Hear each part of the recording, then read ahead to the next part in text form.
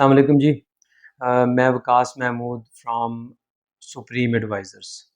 Study MBBS in Tajikistan का package और तमाम डिटेल्स आपके साथ इस वीडियो में शेयर करने वाला हूँ। इस उम्मीद के साथ कि इस वीडियो को कंप्लीट देखने के बाद आपके जितनी भी क्यूरीज़ हैं, उनमें से ज़्यादातर का आपको आंसर इंशाअल्लाह ताला मिल जाएगा। ताजिकिस्तान में हमारे पास जो एमबीबीएस के लिए ऑप्शन अवेलेबल है, उस यूनिवर्सिटी का नाम है Avicenna Tajik State Medical University. Dushanbe जो ताजिकिस्तान का कैपिटल सिटी है, उसमें ये वाक़या है और 1939 में ये कायम की गई थी और अभी तक ये अल्हम्दुलिल्लाह बड़े अच्छे तरीके से कायम व दायम है और चल रही है। ताजिकिस्तान में तो ये university one of the biggest और सबसे बेहतरीन ऑप्शन है ही, लेकिन जो ये सारा खित्ता है जिसको हम नॉर्मली रशियन बेल्ट कह देते हैं, उसमें भी ये यूनिवर्सिटी जो है वो एक काबिल ज़िक्र अपनी अहमियत रखती है। एक sophisticated, up to date, state of the art university है ये इस सारे खित्ते में। जहाँ तक पाकिस्तानी स्टूडेंट्स का ताल्लुक है, तो पाकिस्तानी स्टूडेंट्स नॉर्मली हर साल अच्छी बड़ी खासी तादाद में इस यूनिवर्सिटी में जाते हैं पढ़ाई के लिए और हर साल इस यूनिवर्सिटी से कामयाबी के साथ पास आउट भी हो रहे हैं। और जो पाकिस्तान में आके एनएलई का टेस्ट देना होता है, वो भी हमारे जो स्टूडेंट्स हैं इस यूनिवर्सिटी के, वो नॉर्मली पहली अटेम्प्ट में ही क्लियर कर लेते हैं। तो ये बात तो हो गई यूनिवर्सिटी के हवाले से। अब देख लेते हैं कि इसका जो एडमिशन क्राइटेरिया है वो क्या है। पिछले सेशन तक यूनिवर्सिटी का क्राइटेरिया सिंपल था कि जिस बच्चे ने भी प्री मेडिकल एफएससी कंप्लीट की है विद 60% मार्क्स, वो एलिजिबल है एडमिशन के लिए। यूनिवर्सिटी का यही सेम क्राइटेरिया इस सेशन में भी है, लेकिन एक जो अपडेट पाकिस्तान में हुई है पीएमडीसी की तरफ से, जो रिक्वायरमेंट इसमें डाली गई है वो ये है कि आपने अब हर उस बच्चे ने जिसने ये प्लान किया है कि वो अपना एमबीबीएस किसी दूसरे मुल्क में जाके कंप्लीट करेगा, उसको भी एमडी कैट का टेस्ट देना पड़ेगा लाजमन।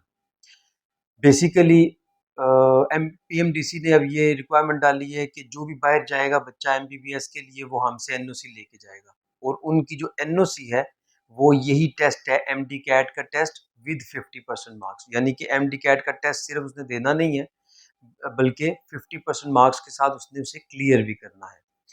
ये रिक्वायरमेंट जो है ये सिर्फ पीएमडीसी की यानी पाकिस्तान में है, यूनिवर्सिटी की तरफ से ये रिक्वायरमेंट नहीं है। लेकिन जाहिर है अब ये रिक्वायरमेंट है, तो अब जो दो एडमिशन के क्राइटेरिया हो गए वो ये है कि एक तो बच्चे ने FSc pre medical with 60% marks complete की हो, एक 2 साल पहले भी अगर की हुई है तो वो भी एक्सेप्टेबल है। दूसरा, उसने एमडी कैट 50% मार्क्स के साथ क्लियर किया हो। अब यहाँ पे हमारे सामने कुछ क्वेश्चंस आए हैं स्टूडेंट्स की तरफ से, मैं उनको भी एड्रेस कर दूं। एक तो क्वेश्चन हमारे सामने ये आया कि जी अगर हम ये टेस्ट नहीं देते तो फिर कॉन्सिक्वेंसेस क्या हैं। देखिए, जिस बच्चे ने ये प्लान किया हुआ है कि उसने अपना एमबीबीएस कंप्लीट करके पाकिस्तान के बजाय किसी और कंट्री में जाके प्रैक्टिस करनी है, उसके लिए एमडी कैट वैसे ही ज़रूरी नहीं है, तो वो अगर नहीं देना चाहता तो वो ना दे। लेकिन अगर किसी बच्चे ने ये प्लान किया हुआ है कि उसने अपना एमबीबीएस कंप्लीट करने के बाद वापस पाकिस्तान में आके प्रैक्टिस करनी है, तो उसके लिए एमडी कैट का टेस्ट देना ज़रूरी है, क्योंकि जो इदारा है पीएमडीसी उसने इसको मैंडेटरी करार दे दिया है।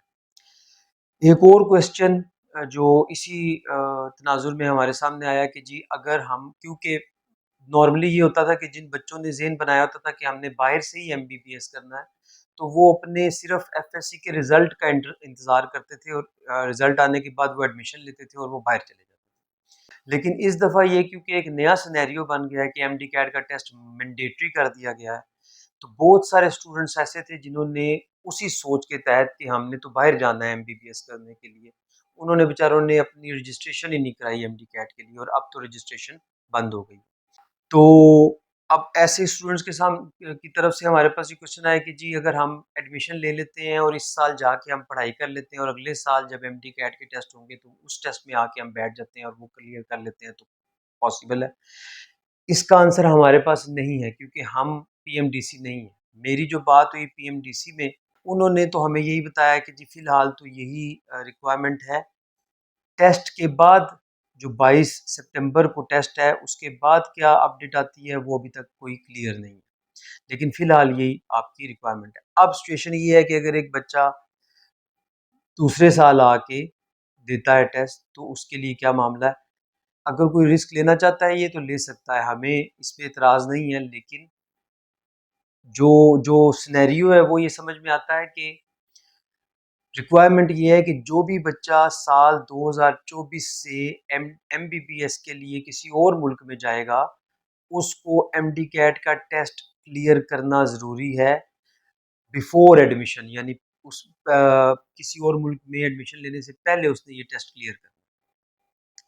तो अब इस सिनेरियो को देखते हुए ऐसा फीलिंग तो यही है कि अगर आप दूसरे साल आके टेस्ट देंगे तो उसकी कोई अहमियत नहीं रहेगी और शायद उसको एक्सेप्ट ना किया जाए। 5 साल बाद, 6 साल बाद क्या होता है? वी डोंट नो, क्योंकि पीएमडीसी के हवाले से आम तासुर यही है कि इनकी पॉलिसीज़ फ्रीक्वेंटली चेंज होती रहती हैं। लेकिन अभी तक की यही रिक्वायरमेंट है। अगर आप 5 साल, 6 साल के बाद पाकिस्तान आते हैं और आपको फेस करना पड़ता है ये प्रॉब्लम कि जी आपने क्योंकि एमडी कैट का टेस्ट नहीं दिया हुआ था, इसलिए अब आपको आगे प्रैक्टिस की इजाज़त नहीं है या एनएलई के टेस्ट की इजाज़त नहीं है या आपको लाइसेंस नहीं दिया जाएगा। तो ये बहुत सारे बड़े पेचीदा प्रॉब्लम्स हैं जो फेस करने पड़ सकते हैं स्टूडेंट को।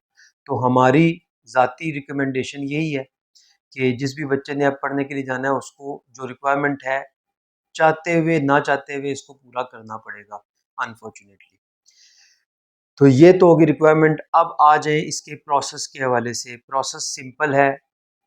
जिस भी बच्चे ने बाहर पढ़ने के लिए जाना है उसने हमें अपने पासपोर्ट को, अगर वो ऑफिस आना चाहे तो वो अपने डॉक्यूमेंट्स लेके आ जाए, हम स्कैन खुद कर लेंगे। अगर वो किसी दूर दराज इलाके से है और वो हमें भेजना चाहता है तो वो स्कैन करके भेज सकता है पासपोर्ट, उसका इन्फॉर्मेशन पेज जिस पे आपकी पिक्चर होती है, पहला पेज जिसको कहते हैं, वो हमें चाहिए होता है।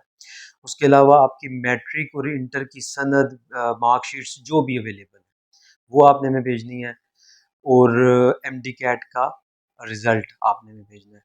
तो आपका हम एडमिशन स्टार्ट करेंगे। हाँ, इसके साथ आपने हमें $300 एडवांस पे करने हैं। ये जो $300 हैं ये बेसिकली चाहिए होते हैं उस टाइम पे जब हमने आपका ई वीज़ा अप्लाई करना होता है। लेकिन पास्ट एक्सपीरियंस ये है कि अक्सर स्टूडेंट्स एडमिशन तो मंगवा लेते हैं, लेकिन उसके बाद फिर वो गायब हो जाते हैं, कॉन्टैक्ट नहीं करते, फ़ोन नहीं उठाते, मैसेजेस का जवाब नहीं देते, फिर वो मतलब वो इंटरेस्टेड नहीं होते।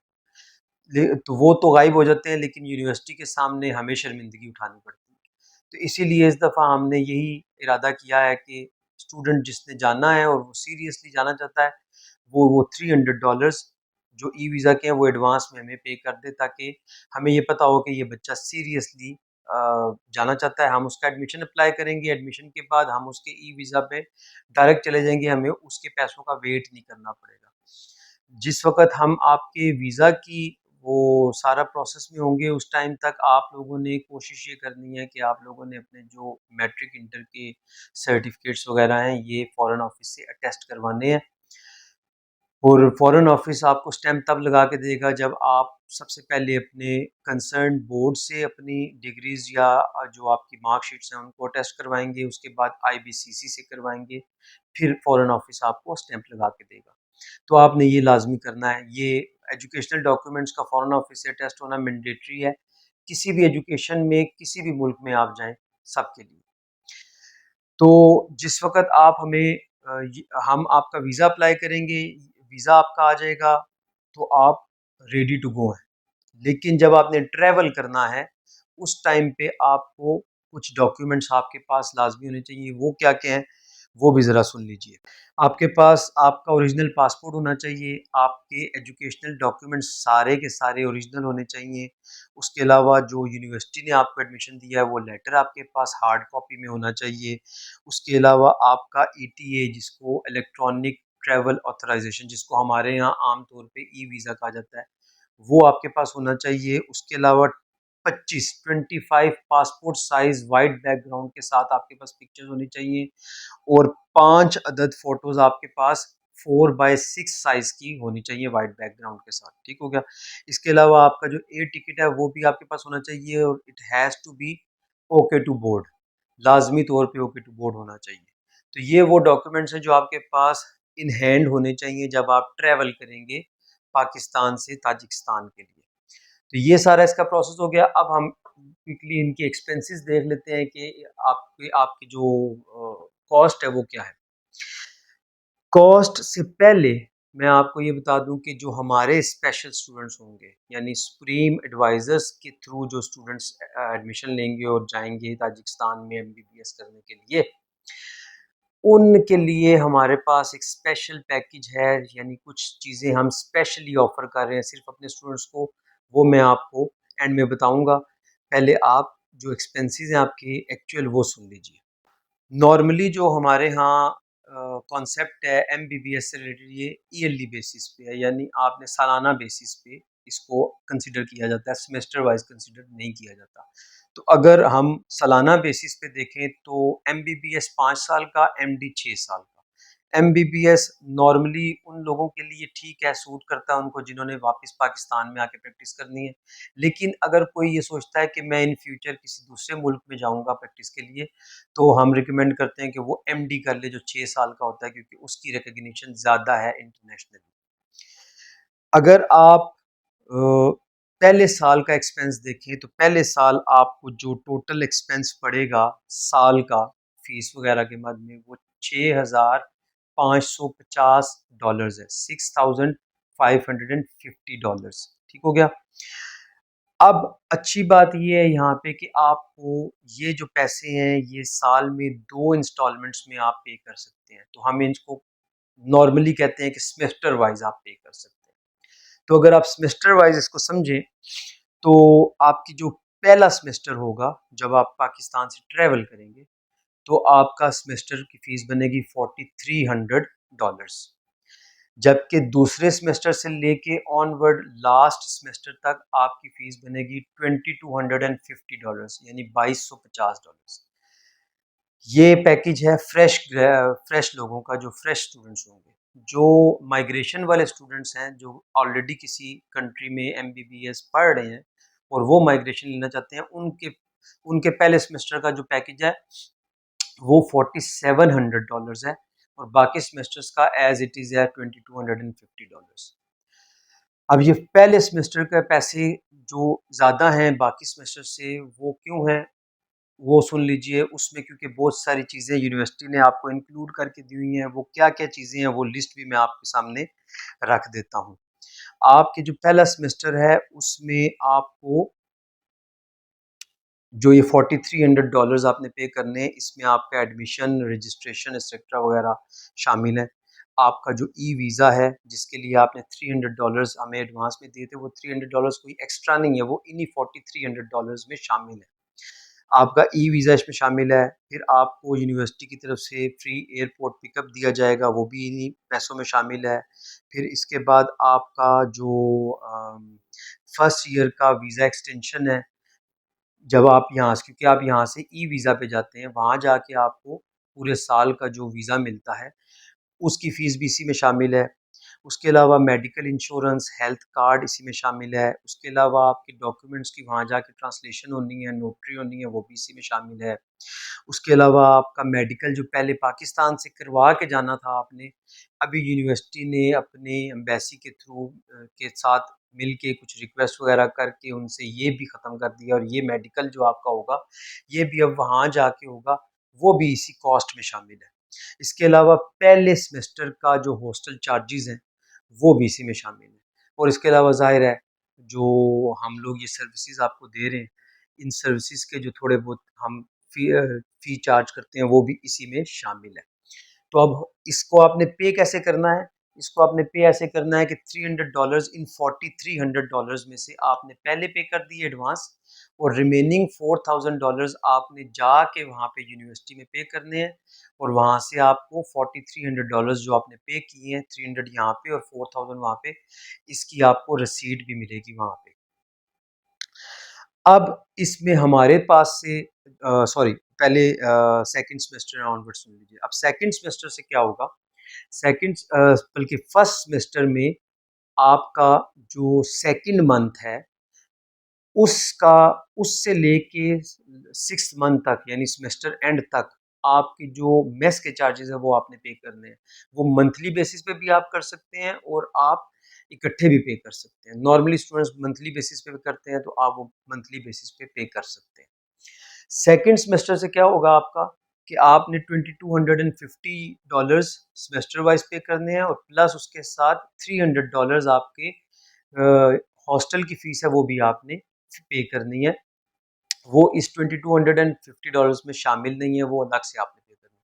प्लस मंथली बेसिस पे आपने $120 मेस के पे करने हैं, जिसमें आपको 3 टाइम्स अ डे फूड मिलेगा, पाकिस्तानी हलाल फूड मिलेगा। इसके अलावा 2 आपकी जो फीसिस हैं वो एनुअल बेसिस पे हैं या एक्सपेंसेस है वो एनुअल बेसिस पे हैं। एक तो आपने हर साल जो वीज़ा रिन्यू करवाना है उसके आपने हर साल पैसे पे करने हैं $150। उसके अलावा आपने हर साल हेल्थ इंश्योरेंस भी पे परचेज करनी है, उसके आपने सालाना बेसिस पे पैसे पे करने हैं $100। तो ये हैं आपके एक्सपेंसेस। अब इसमें जो हमारे स्ट्रीम एडवाइजर्स के जो स्टूडेंट्स होंगे उनके लिए जो मैंने अर्ज़ किया था कि स्पेशल ऑफर हम दे रहे हैं, वो क्या है वो सुन लीजिए। हमारे थ्रू 2 किस्म के स्टूडेंट्स जाते हैं पढ़ने के लिए, एक वो जो फ्रेश हैं जिन्होंने भी फर्स्ट टाइम एडमिशन लेना है एमबीबीएस में, और एक वो जो ऑलरेडी पढ़ रहे हैं एमबीबीएस में किसी और कंट्री में और वो चाहते हैं कि वो वहाँ से माइग्रेट करके हमारे थ्रू ताजिकिस्तान में चले जाएं। तो जो फ्रेश ग्रेजुएट होगा उसको हम क्या दे रहे हैं, हम उसको फ्री एयर टिकट दे रहे हैं वन वे। जब यानी कि वो यहाँ पाकिस्तान से ट्रेवल करेगा ताजिकिस्तान के लिए तो उसका जो टिकट होगा वो हम पे करेंगे, उसने पे नहीं करना उसके लिए। उसने वही $4300 ही पे करने हैं। उसके अलावा उसने वहाँ जाके नोस्टिफिकेशन यानी लीगलाइजेशन करवानी है अपने डॉक्यूमेंट्स की, जो कि मैंडेटरी होती है। उसके $100 उस वो इस पैकेज में यूनिवर्सिटी ने ऐड नहीं किए हुए 4300, तो वो उसने वहाँ जाके $100 एक्स्ट्रा पे करने थे, लेकिन हमारे जो स्टूडेंट्स होंगे उनके हम पे करेंगे, वो नहीं पे करेंगे।